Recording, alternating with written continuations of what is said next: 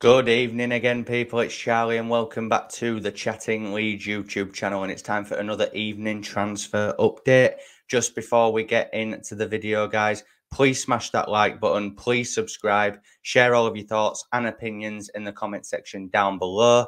Yes, the first episode of the South Stand View podcast was due to come out tonight. Unfortunately, my friend Sam, who is going to be doing it with me, unfortunately, I had to work late tonight, which meant that I couldn't do the recording. So we're going to try and get it out on Wednesday of next week. And then it's going to be a regular occurrence every Wednesday, hopefully, fingers crossed. So yeah, apologies for that. But I still thought I'd come on and bring some content. So we'll get into it now then. Firstly, Jesse Marsch gave an update whilst over in Australia about Leeds United's future plans regarding transfers. He did advise the media over there that Leeds United are actively searching for a left back and a new centre forward. No mention of a backup keeper. Again, as I've said in a few uploads now, I do think if that is going to happen, it will more than likely be towards the end of the transfer window. I fully expect Leeds United to sign a left back and a striker now. It's just who we go for. There's the PSG left back, Kazawa, I think his name was, who I mentioned on the upload the other day. He is still an option, apparently. He is someone that they're actively searching for. But of course, there's the Stoke City left back, there's Charlie Taylor, there's Tagliafico at Ajax, there is left backs that are affordable and that are doable for Leeds United. I'm just glad that we're in the market for a left back, because trying to deploy a certain player who I will be getting onto in a sec at left back is just not feasible. He is better in the attacking area. And let's be real here, Leif Davis is not a great option, to be quite honest with you. So, a striker then. Now, the Calimundo deal seems to have gone a bit quiet.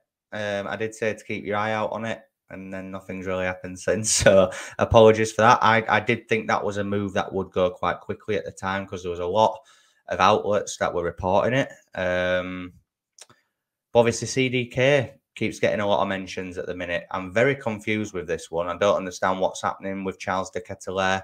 Apparently, AC Milan are going to be putting their final bid in either tonight or tomorrow, which is reportedly set to be rejected, as AC Milan have stated to Club Brugge point blank, again, apparently, that they are not going to meet the fee that Club Brugge want.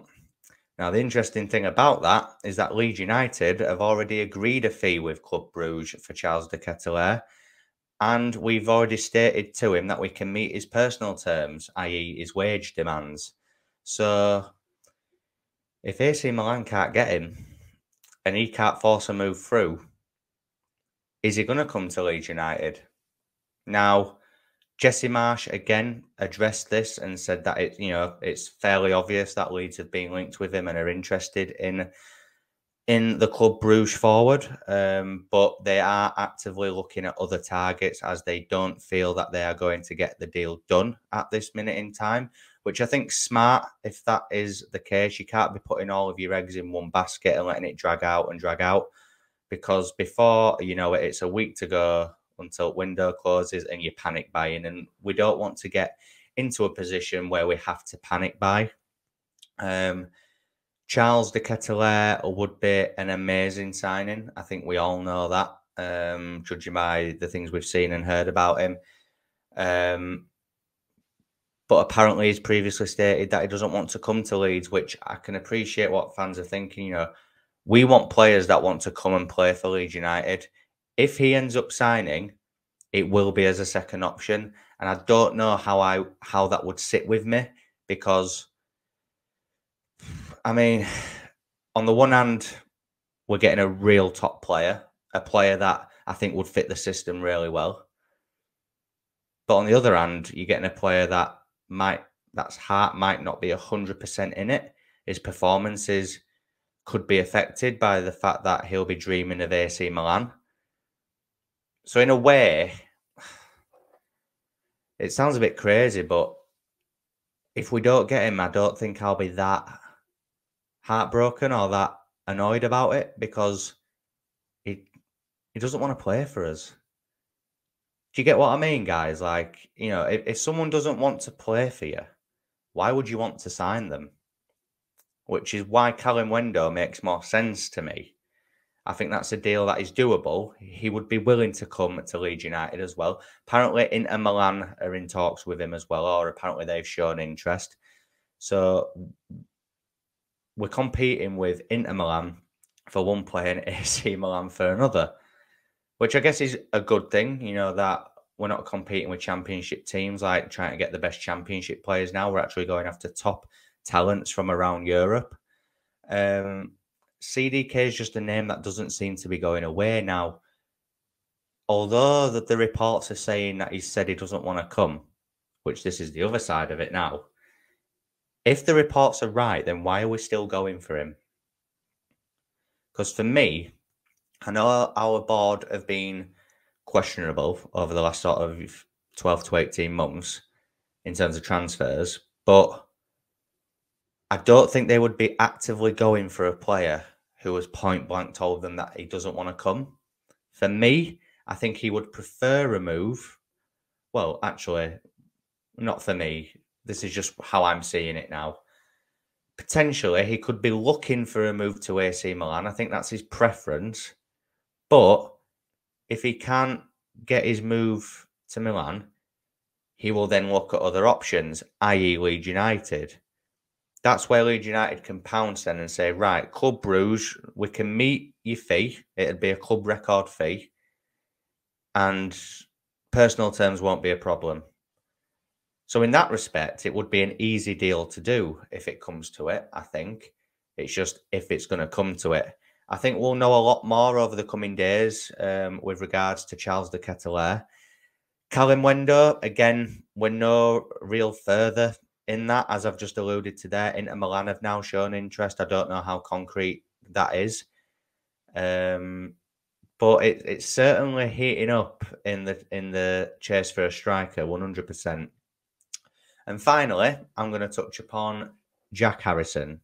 So he's the player that I alluded to earlier, where I said, we can't be deploying him at left back because he's better in the attacking areas, blah, blah, blah.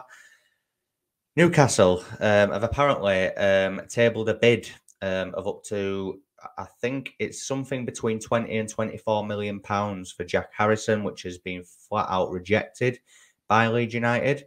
And it is widely reported that he will remain at Leeds United as his contract talks are ongoing, and hopefully he's expected to sign a new deal.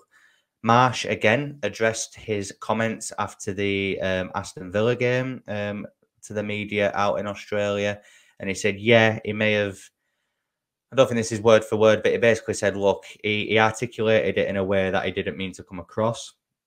Maybe he has to say that, I don't know. But contract talks are ongoing. He is happy at Leeds. He wants to stay at Leeds, which is all the stuff that we want to hear. Apparently, Leeds United have valued Jack Harrison at £35 million, which Newcastle are not prepared to meet at this moment in time. Good. I'm not saying Jack Harrison's worth 35 million. I think that's a debate for another video. But I'm glad that Leeds United are not getting mugged off. We kind of, I won't say mugged off by Barcelona, but we kind of had to just accept what they were willing to do for Rafinha. It was slightly different circumstances. Yeah, the Calvin Phillips deal, a lot of people weren't happy with that fee. I didn't mind it, if I'm being totally honest with you, but everyone has their opinion and that's fine. But the Jack Harrison one, look, if Newcastle came in and met 35 million, I think Leeds United would have to consider it. But I think if we sell Jack Harrison, it sends out the wrong message. It sends out the message that we're a selling club. And I don't want us to become a selling club. I think Jack Harrison would be one too many in this window in terms of key first-team players. As I've said on a previous upload, he was second behind Rafinha in the goals and assist tally for Leeds United. And considering that we finished 17th, that's some going, to be fair. I've had my opinions on Jack. I think there's a top class player in there. He's just too inconsistent. I want him to improve his consistency. I think if he does, he can be a serious player for Leeds United this season.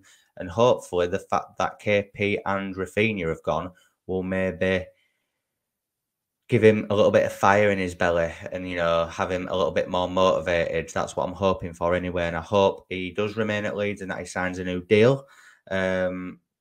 Anything to keep away interest from the likes of Newcastle. Look, it would be a good proposition for him. Newcastle are probably going to be fighting for Europe this season. I think they'll have a really good season, actually, Newcastle.